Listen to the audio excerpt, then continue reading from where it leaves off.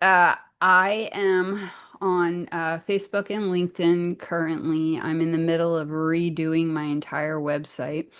Um, but I am a freelance health writer. I am an author of Burnt Letters, a book about a 15-month horrific relationship, which so many of us have been through. I am a master prepared nurse. I am trauma informed. And I am finishing a lifelong dream of becoming a psychiatric nurse practitioner. I have one more year to go. Congratulations. That's exciting. Yes, it's, as anybody that's been in trauma relationships, it's like, do I do this? Why am I doing this? Should I do it? Should I stop? Is it worth it? But I just keep going. So I guess my first question to you is when you're speaking of your relationship that was traumatic, what type of trauma or what type of situations were you going through during that time? So, the relationship that I wrote about in my book is a narcissistic relationship. I grew up in a very small town. I had no comprehension of even what that was. Never in my life encountered that I knew of anyone evil. And it was just, let's just say the book starts with, I'm a very like dramatic person.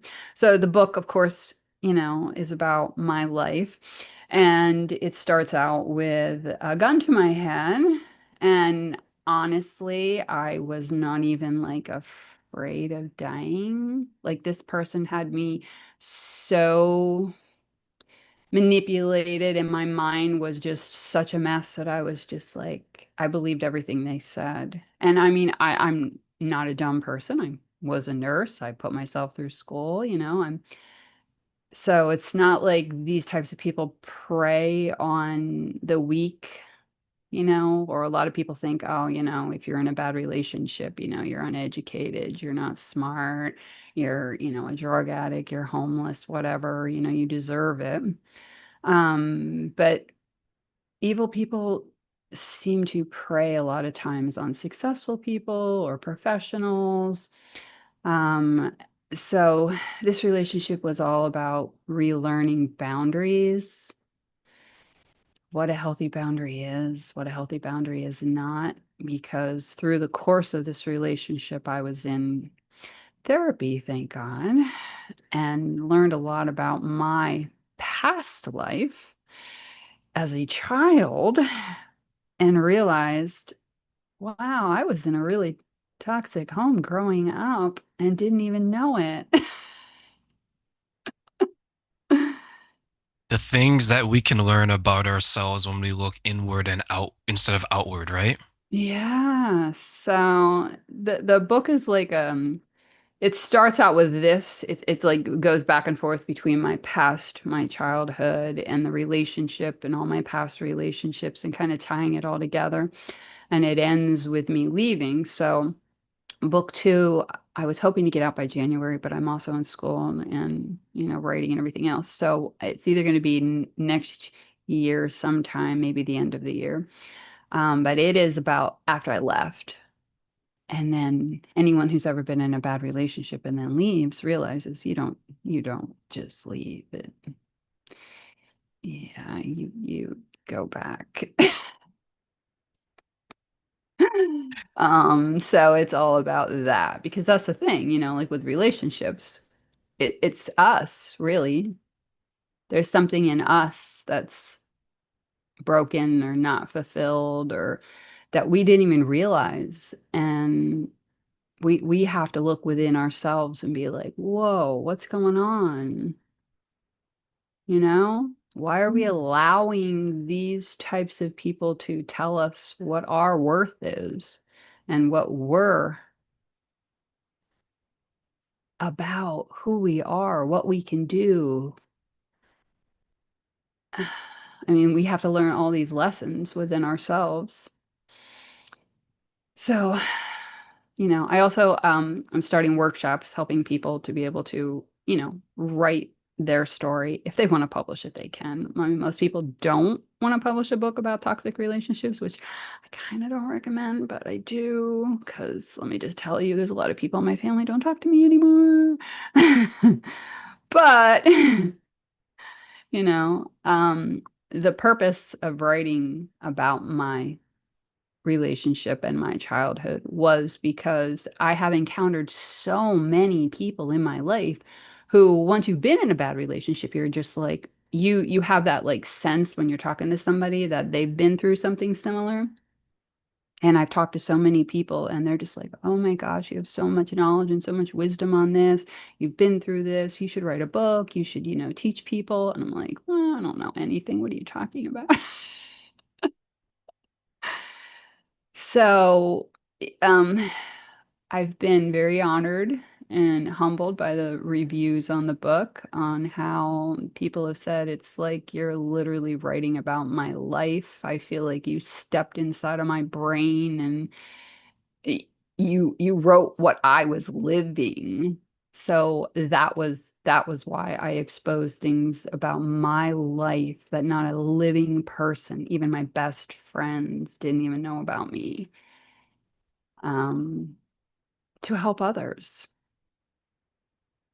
I think that is wonderful. I look back on my life, and we are talking earlier in my 20s, I could have definitely benefited from creating boundaries. I think my emotional life and maybe my mental life was like a brothel, and then everyone was entered. Right? So you know what? I may be I wasn't even closed during the day. It was just whomever, right? And everyone's getting full service in probably different ways, right? But I look back on it now as I approach my 40s now, the boundaries that I want are so much more different and so much stronger. And you talked on the boundaries that we have, or maybe the boundaries that we didn't have. What do you think are some of the obstacles that maybe people face when it comes to creating boundaries that are safe and secure for them? So a lot of people, it's how we're brought up. I mean, I was brought up with, you honor your family, you do what you're told. I'm a little bit older than you. But I feel like people suffer with boundaries when they are like, well, but they're gonna think I'm mean, or but if I don't do that, they might not like me.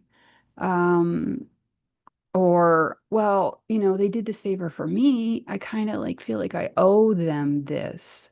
Whereas no, like I'm literally going through something like this with my daughter right now because like when you're in a bad relationship, you forget what boundaries are. Like you literally don't know. You get so confused and you want to be loved. You want to please this person. You want them to um like you, honor you for everything about you. And you're not realizing that, no, these are the things that you value. You have to hold your boundaries, that your values, like that's the first thing you need to step into yourself and be like, what is my value in life? What do I believe in? What are my core beliefs? And if somebody does something to you and it's like, ooh, that feels a little icky. I don't like that. That means that they're crossing a boundary.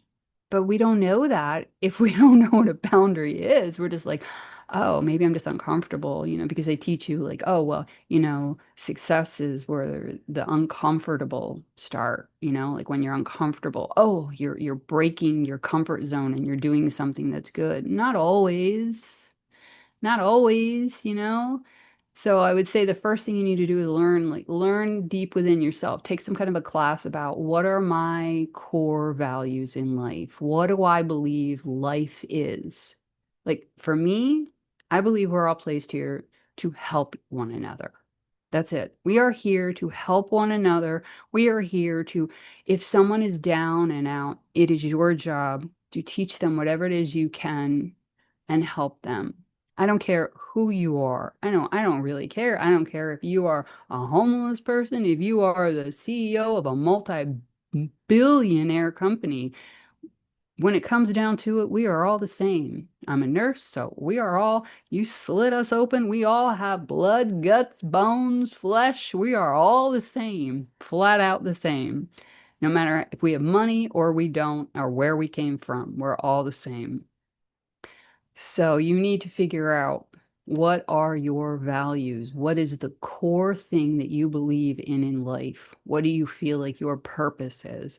And then from there, lay out, okay, so these are the things that I will or will not put up with. Make a list, two columns. These are the things I stand for. These are the things I will in no way, shape, or form stand for.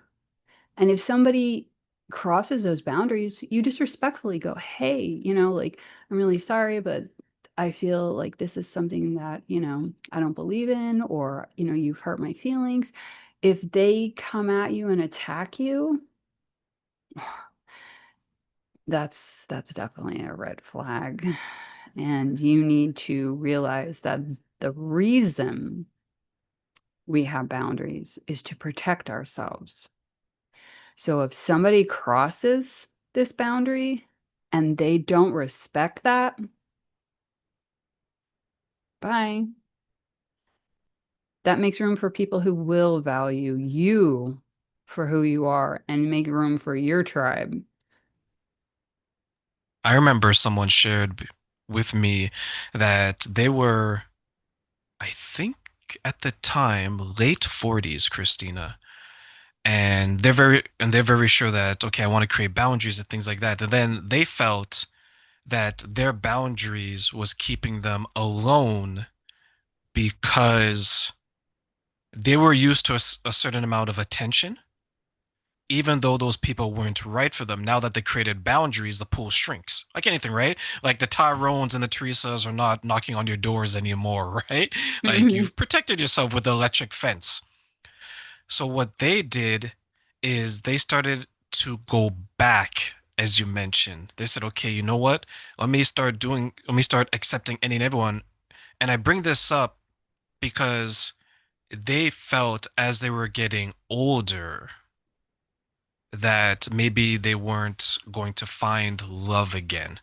Hmm. What do you say to people that maybe think that, okay, I'm a certain age, I'm 40, I'm 50, I'm 60. Let me not have any boundaries because I don't know if I'm going to find love again. You will, the right person will come along. I am a walking testimonial of that. After my bad relationship, I was actually three bad relationships. Um, I gave up. I was a travel nurse. I was done. I was like, I am just going to travel. I'm going to see the entire United States. I am done with men. Done, completely done. And I've journaled pretty much my whole life. I really believe words are very powerful, and journaling helps with just, nobody else has to read it. It just detoxes what's inside of you and pours out onto you, onto the paper. So I made a column of the things in a relationship I will put up with. I mean, the things in a relationship that I want. These are the things in a man I want. And then I made another column of these are the things I will never, ever, ever tolerate again, ever. And I closed it and I was like, I'm done. Like, I was like, I'm never going to meet a guy. Like, these expectations are way too high. And I just was traveling and I decided to go back home to visit my grandmother. And a friend of mine said, hey, I got this guy I want you to meet. And I was like, well, if he's looking for a good time, that is all I have to offer because I'm done. And she's like, oh, okay. And I was like, all right, that's weird.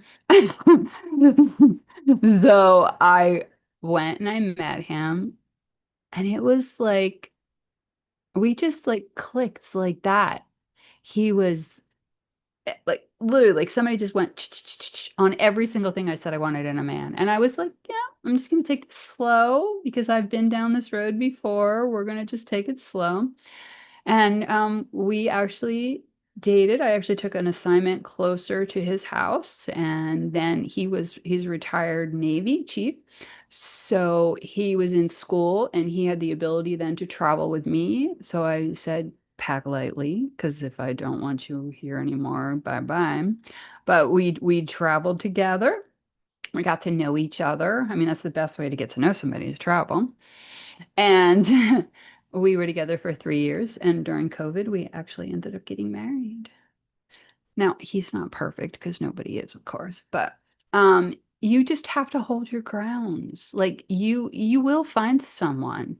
But the biggest thing that I did was I made these boundaries. I made out what I would accept in a human and what I would not accept in a human. I mean, we're talking like, realistic, but